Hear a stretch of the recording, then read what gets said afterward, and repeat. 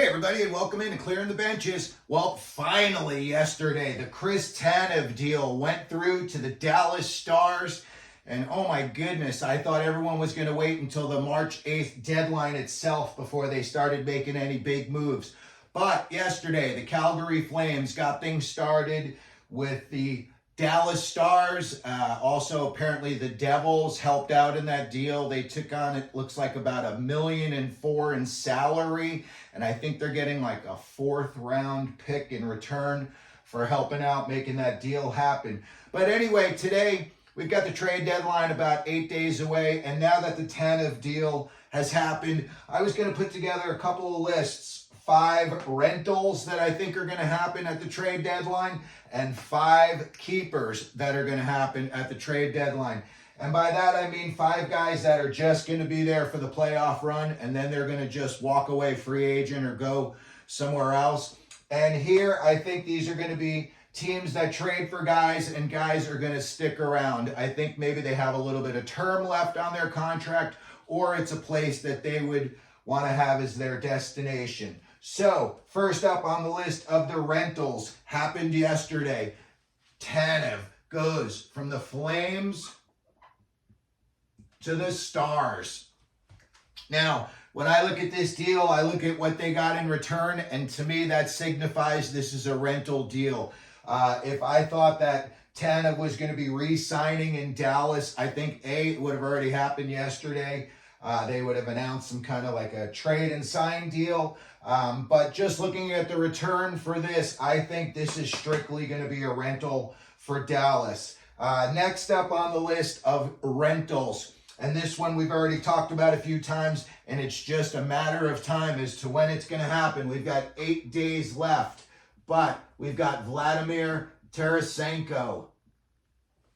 I think Tarasenko won his cup. He's got what he wants, the ring. I know that, he'd love to win another cup. It looked like it could happen last year with the Rangers. And now he goes off to Ottawa. And, they thought this was going to help get them over the hump. Him, Giroux, Chychrun. Just hasn't happened in Ottawa this year. And to be honest with you, I could see if Tarasenko were to win another cup with whatever team he were to get traded to, I could see him retiring and just going out on top. So for sure, I'm going to say that Vladimir Tarasenko is going to be a rental. Next up on our rental list, we have, he's currently playing on the Anaheim Ducks, Adam Henrique. Henrique is 34 years old. This guy is a Ranger killer. This guy, he cashed paychecks that in the memo it said crushing the Rangers. If I were the Rangers, I would have already traded for this guy. I swear this guy you go back and you can just look at like every big Adam Henrique goal he ever scored. It's always against the Rangers. Every highlight, it's against the Rangers. So I think, in my opinion, they would be fools with the Blake Wheeler injury. I think they really need to go out and they need to get a guy like Henrique. I do not think that he is going to be a guy that sticks around, though. I think he's going to be a guy that goes on a 6-week run, hopefully, in his case, for whatever team he gets traded to. But I don't think, unless, he makes some huge splash in the playoffs, that he's going to get re-signed by the team that he gets traded to. Next up on this list, another huge name, Marc-Andre Fleury. In my opinion, Minnesota's toast. They're another team. They're just kind of like the Islanders. They're just like no man's land. I know Billy Guerin was hamstrung with those big contracts for a long time, and I think he's finally out from underneath them. So I wouldn't be surprised if we saw Minnesota real active this year in the offseason. But for sure, to me, Marc-Andre Fleury, 39 years old. He's a walk-away free agent. He's got the pedigree. You know that for sure. This guy could step in, and if he needed to be, he could be your #1 goalie, throughout the playoffs. Time and time again, we say it. You only need a guy to get hot for 6 weeks, and you could potentially be hoisting the Stanley Cup. Marc-Andre Fleury is 39 years old. I could see this being his last kick at the can. If he were to win a cup, I could see him for sure saying, I'm out. I'm on top. I've got a couple of cups with a couple of different teams. I'm out. But as far as being a 39-year-old guy looking to re-sign with another team, I just don't see it happening. And then on this fifth, rentals. And I've got two guys here. They're kind of interactive. One plays forward, one plays defense. Both of these guys have just kind of fallen out of favor where they're at. And the first guy I have here is Matt Dumba on the Arizona Coyotes. He sat as a free agent. Matt Dumba sat as a free agent last year for like 2 months before the Coyotes finally signed him. And then for some reason, they signed him to a big deal for like, you know, it was only a 1-year deal, but it was like $4 million. And for Matt Dumba, if you looked at his stats, just the eye test tells you he wasn't going to be worth $4 million this year. And that proved to be true. I know he's been playing a little bit better lately, and to be honest with you, that could be just the guy himself saying, I want to get out of Arizona and I want to try to get on a playoff team, and you know, maybe if I talk to the guys and tell them I'll make better decisions, it'll happen. You know, he was a guy this year, early in the year, he was just making bonehead plays. He was just getting caught up ice too many times, you know, 2-on-1s, 3-on-1s coming the other way. And every time you looked at the highlight, it was always him as the guy who was getting caught up.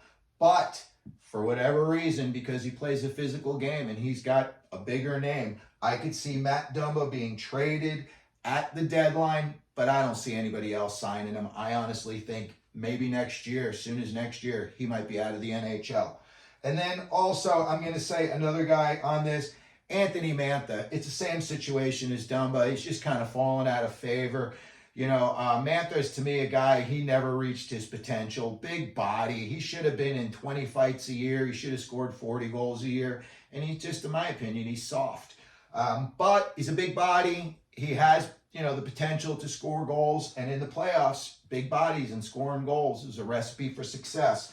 So I'm going to say that Anthony Mantha would be another rental. I could not see whoever trades for him bringing him back to another, you know, couple of years. I just don't see that working out. So that's going to be it for our 6, you know, we're saying 5 rentals. And now we're going to get over to the guys that I think if they get moved to a new team would actually stay with this team, either through term that they already have on their current contract or re-signing with them because that's a destination that they'd want to play in. And the first guy I've got on this list of keepers is Noah Hanafin.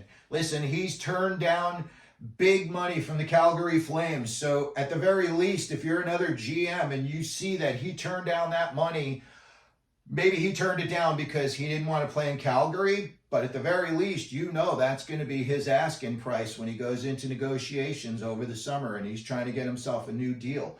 So I would think whatever team trades for Noah Hanafin, I think he's only like 26 years old. So if a team were to sign him to like a 5-year deal, you know, you're having him around until he's only 31. And in hockey life, that's not that old. So I'm going to say the big keeper on this list is going to be Noah Hanafin. Next up on the list of keepers, Jake Guentzel, Pittsburgh Penguins. 29 years old. I honestly don't think the Penguins are going anywhere in a hurry anytime soon. I think they, you know, kind of went for the old keeping the band around for just a little bit too long. I was shocked. A couple of years ago when they signed Malkin at the last second to bring him back, I thought for sure they were going to let Malkin walk and just kind of bring in some fresh blood, some newer blood. But Jake Guentzel, 29 years old, you know, I know he's got a little bit of injury issues, but a team moving forward that trades for him is definitely going to want to keep him around for at least 3-4 years. The guy is definitely a good scorer, and especially if he were to go to a team that's perennially in the playoffs, he would really be a big boost to your team. So we're going to say the second guy on the list of keepers is going to be Jake Guentzel.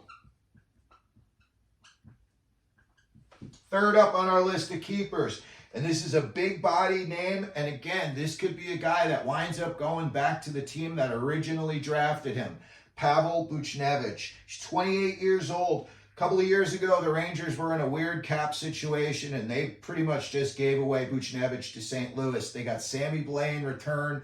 Sammy Blais did not score a goal in over 100 games as a Ranger. He goes back to St. Louis, and he scores 2 in his first game back.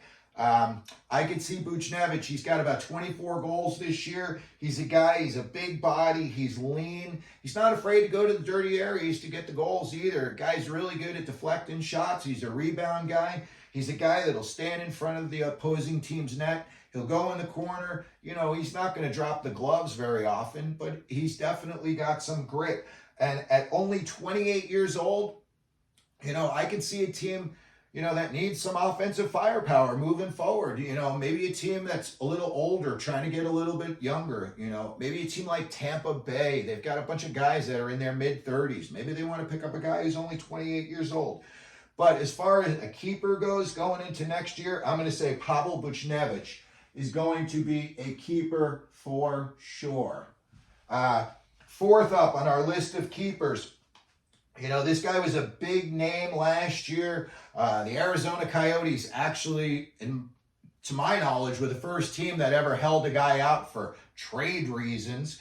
And that's Jacob Chychrun. You know, 25 years old. He was drafted by the Coyotes. You know, the guy was starting to come into his own a little bit. And then, in my opinion, he just tailed off around like the 30, 35 point mark. He's not very, I don't want to say violent, but he's not very physical, in my opinion. And for a guy who's got a big body, his dad, Jeff, was a brawler in the NHL. And that did not, you know, the kid did not pick that up from the dad, that's for sure. I can honestly say I don't remember Jacob Chychrun being in a fight. I'm sure he has been, but I can't remember when. Chychrun got bought into Ottawa just last year in a big move, and everybody thought, you know, they bought in Giroux, they bought in Tarasenko. Everyone thought for sure that this was going to be the moves that put Ottawa over the hump. Didn't happen. They just had a horrendous year. Dumpster fire of the year in the NHL, in my opinion. But if a team like Florida decided that they wanted to move off of like OEL and bring in a guy, Jacob Chychrun, raised in Fort Lauderdale, I could see him going to a team like Florida. I could see him going to a team like Tampa. I could also see him going to a team like Edmonton that needs a little bit of back help stability and some offense from the back end. But whoever trades for him, I think he's signed through next year, so you have him at least for one more year before you'd have to negotiate with them. But I'm going to say Jacob Chychrun is number 4 on our list of keepers going into next year. 5th up on our list of keepers, okay? And this guy's had a lot of talk this year. He's been on a team that's been doing surprisingly well, and he's been a big part of it. And that is Sean Walker. He's 29 years old, Philadelphia Flyers. He's making $2.6 million, I believe, through next year. I'm sorry. No, he's making $2.6 million this year. So, and he is a UFA. So the Flyers are, you know, obviously looking to move him and Sealer. There's been a couple of teams that have supposedly called about trying to get both guys.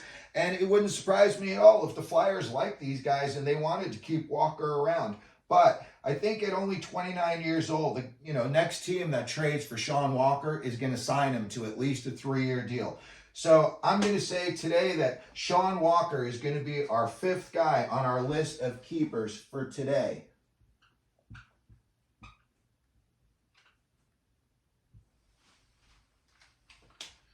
Alrighty, everybody, that's going to do it for our episode today. We're going to move the Macklin Celebrini sweepstakes on till tomorrow. We wanted to do the little PSA about mental health awareness that we did earlier today. And then I wanted to put this out there as the Tanev trade had just gone down last night. So if you could, please hit the like button, hit the subscribe button. If you want to share the video with any of your friends, feel free. And as we always do here at Clearing the Benches, let them know you're out there.